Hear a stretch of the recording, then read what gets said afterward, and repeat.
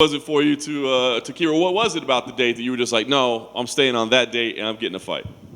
I don't know. I just wanted it. I was getting ready for it. The timing was perfect. My game plan this whole year is to win fights, get tattooed, travel, and repeat. Like, I'm gonna win a fight, I'm gonna go get tattooed, I'm gonna travel somewhere new, and I'm gonna get my ass back to training and repeat the process. Like, that's my goal, and the timing was perfect. So I'm gonna win this fight this week here in September, and then I'll win again in December, and I'll just keep the train rolling.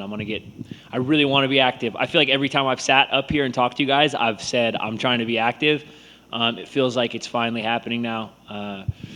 So I'm excited. I'm happy. Yeah, I'm just trying to keep things rolling. What was the process like of getting another opponent? I mean, were you like vetting people, or did it matter to you? No, I'm at a place where I really believe that I know I can beat anyone. I've fought the best guys in the world, and I really believe that I'm the best 45er in the world, and I haven't showed that. I haven't consistently showed that. In my opinion, when I go back and watch my fights, I've had these flashes of brilliance. I've had moments where I really show, in my opinion, I show that I'm really great at fighting. I've also had performances that don't show that. And so my job now is to consistently show those things, and I can do that against anyone in the world. Bill Algeo is a great opponent to do that against. I really like, I don't know him, he seems like a cool guy. He's got a great nickname. As a guy with an all right nickname, he's got a pretty all right nickname, and his style's fun. So it was a pretty easy choice, when he stepped up, which I want to thank him for stepping up, because Lando unfortunately got hurt. That was also going to be a fun fight. So saying yes to both those guys was a pretty quick choice. Yeah. Bill was here earlier, and he was respectful of you, but he did say, he's like, well, we were supposed to fight before, and something fell through and didn't happen. So do you know what happened that time around? I don't remember that, honestly. I'm not saying it's not true. I've been in the UFC for so long now that there's a lot of things that get talked about or fall through or whatever. I'm not exactly sure. I'm excited to fight him. He seems like a cool guy, and he's, like I say, he's entertaining. But I don't remember him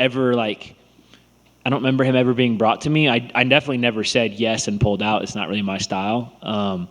But yeah, it works out. We're fighting in like 3 days, so it's perfect. Good nickname, good dude. What do you think of his fighting style? Right, kind of an intriguing fighting style. Yeah, fun. Real intriguing fight style. He's long. He's a long, rangy striker. Could say that about myself. So it's gonna be fun. Also, he beat the dude I just lost to. So if you do the MMA math, when I beat him, I will also sort of vindicate that last one. And MMA is fucking chaos, so you gotta take those victories when you get them. You know what I mean? MMA math, it's undefeated, right? I mean, perfect. Well, I actually saw something that makes me the light heavyweight champ of the world after beating. Who did I beat in Poland, Danny? Lobov. Yep. Yep. Beating the GOAT. I beat Artem Lobov. And was like 13. Yeah, 100%. Yeah, because somewhere down the line, John Jones lost to the 12-6 elbow from Hamill. That just fucks up the whole universe. And because Artem beat someone who beat someone, and I beat Artem, so you're looking at the undisputed UFC light heavyweight. I've made the argument for years. I just want to let you know I've made the argument for years, and I'm glad you believe me. If you vouch for me, then it says something. I wonder, given his exciting style, his intriguing style, did the fact that you were getting ready for Lando, does that kind of help? Because Lando's kind of wild as well, right? Yeah, it didn't really change preparation much, except their body types are different. Their style really is not that dissimilar. They're both great strikers who can also grapple. I think everyone at this point is a hybrid. I don't think you're going to find anyone like my generation and younger. Like, we're all guys who grew up watching the UFC when we were in 8th grade, 9th grade. We all started training everything at once. Like, obviously I wrestled first. You probably wouldn't know that going into my fights. Like, you know what I mean? Like, I was a wrestler first, but I started training striking like by 13 or 14, I knew that I wanted to be in the UFC. And I think that's probably true for a lot of the guys my age, and especially the kids younger. So you're not really going to run into a guy that is too much of a specialist anymore.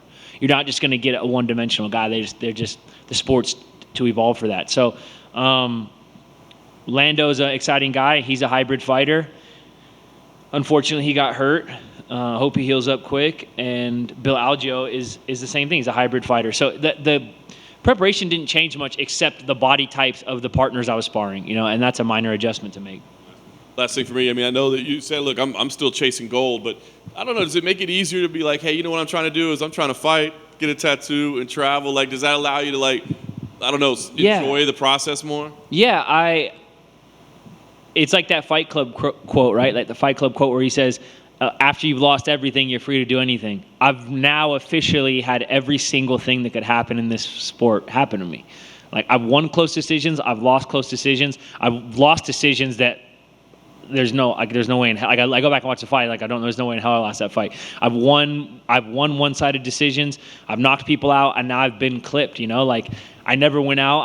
I'm Samoan, so I got a coconut head. I got a jaw on me, but I didn't go out, but I got clipped. And so it was this horrible thing that happened. I got clipped. I stood up. I looked at my coaches in the cage. I just went, yeah, sorry, man. Fuck, he caught me. But immediate, like it was this immediate shittiness. It was a horrible thing. But afterwards, there was this almost weight off my shoulders. Like, I feel free. Like, I'm having the most fun through this camp and through this fight week that I've had in a long time. In a way, the pressure almost feels off because I know how much people are counting me out, and I know how much people have sort of resigned me to being just an exciting mid-card guy. There's worse things to be, but that's not what I am. I'm an elite fighter, and I get to prove it to myself, and it's more about proving it to myself now than anyone else. It's in a weird way, it's a beautiful, man. It's freeing. Like, I got clipped, and it was the worst I've felt in this sport. And then it was immediately followed by this sort of sigh of relief, and now I feel the best I've ever felt. So everything happens for a reason, man, and I'm just fucking happy to be here and happy to perform on Saturday. Andre? Yeah, brother. So you performed stand-up a few days or a few weeks after your last loss. Yeah. I was there. You did a very good job. Thank you, brother. Now that you've had some time to kind of think about it, how did you think you did well in your stand-up? I've gotten nothing but positive feedback. Maybe people are lying to me. If so, keep lying to me. That's fine. Yeah, lie to me. But it's all been pretty positive. I went back and watched it, and I thought it was all right. I'm not like some fucking big fan of myself. Like, a lot of these guys in this sport are like huge. You could really tell they're like big fans of themselves. Like, they're the type of guy to like put their fight on at a party and shit. It's like, it's not me, bro. Like, I make music. I think I make really good music. Like, I make music that's good enough to stand on its own or be put in a playlist with my contemporaries and people who do that for a living, and my music's good enough to be in that play. Like, it stands on its own. But I don't ever play my own music. You know what I'm saying? In the car, I'm not going to make everybody listen to my music. Like, I don't go back and like make everybody sit and watch my fights. I barely watch my own fights. I watch them enough to take the lessons from them and make myself better, and then I don't watch them again. I've watched every fight I've had, no matter how good or bad it goes, I probably watched 2 to 5 times. Like, if it's a short fight, we watch it more to get. But if it's I watch my fights just enough to get the lesson, and that transfers to stand-up comedy. Like, I watched it. I thought I did all right. I thought I did pretty good. But I wasn't fucking making myself laugh. I wasn't like, oh, I'm fucking great. I just like watched it. It was cool. I'm glad everybody laughed. It was like 300 people there. It was crazy. And I was getting a lot of laughs and a lot of great feedback, and it's something I want to do more. I'm thankful for the opportunities. But yeah, everything I do, I want to do as good as people who do that for a living. Like, I want to be the best fighter in the world. And then when I do stand-up comedy or I do music, I want the stuff I make to stand up on its own. And so that's why my stand-up comedy set didn't have any jokes about MMA. Like, there was no corny shit. Like, no one else wrote my jokes. Like, I wrote my jokes. I barely wrote them, honestly. Like, I didn't have them planned that day. Like, I just kind of wrote some ideas down and fucking went for it, But to answer your question, yeah, I think it went well. And I went back and watched it, but, it's whatever. It's just, I'm glad for the opportunity. I just keep it pushing. This is probably a stupid question, but what were the nerves compared to going out and doing stand-up comedy? None. Like, stand-up comedy to fighting? None. Nothing. What the fuck? No, nothing. I talk about that in the stand-up. Like, what the fuck can you do? Not laugh at me? Like, I'm still going to go get a drink. Like, I'm going to get off stage. I'm going to go get a drink. Like, I don't give a shit if you laugh at me. That's like a whole part of my, like, the most of my bit is about how I don't care if people laugh. Like, because I've been with the same girl for 6 years and she don't laugh at any of the shit that I say. She's like 5.5 years past laughing at what I say. So it's like, it's nothing new to me. I'm not worried about it. You know, there's no, after fighting, everything is just pretty easy, man. It's pretty, there's not very much nerves, you know, whether I'm making music or doing stand-up comedy or anytime I have a microphone in my hand, there's not really any nerves. I'm having fun. I'm enjoying it. Like, no one's going to kick you in the head. Like, you can fuck up. You can keep it rolling. Like, it's all right. You know, fighting sort of is the highest expression of what a human being can do, I think. And it puts you on high alert and you have to be at 10, you know? And after that, everything else is just fun. It's just, you're just having fun. And then finally for me, do you have a favorite tattoo? I don't know. I got maybe my grandparents. I have my grandparents on my bicep. I have the Grinch tattooed on my calf. I like that one.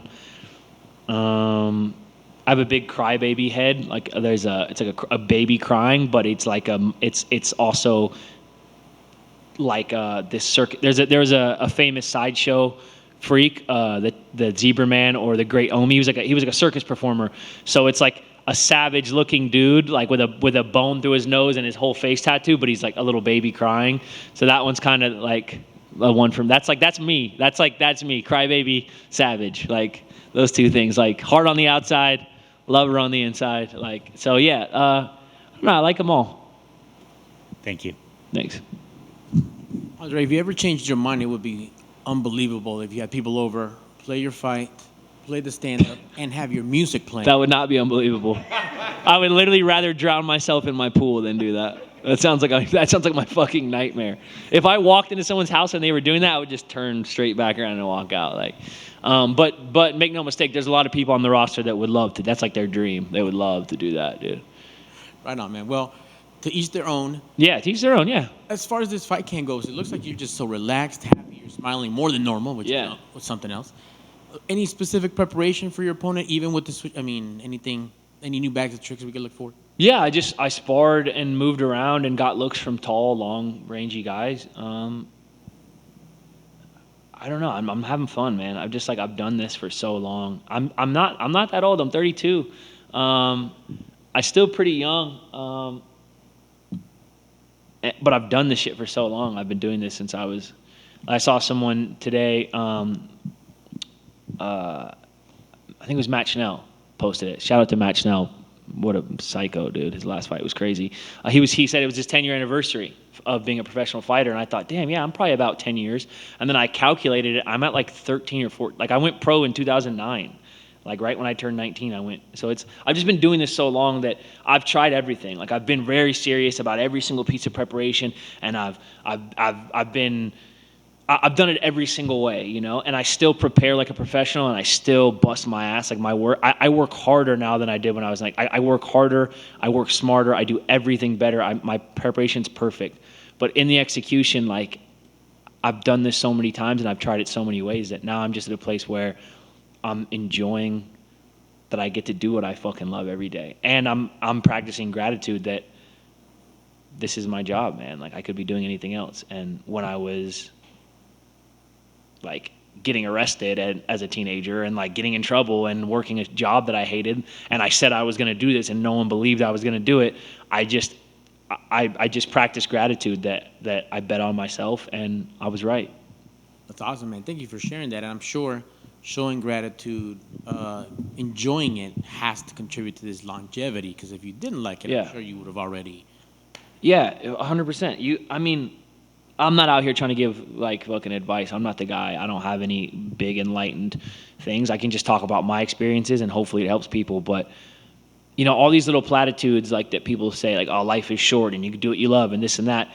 All those like live, laugh, love ass quotes that you hear them so much they mean nothing. There's some you know, validity to those things. Like doing what you love every day.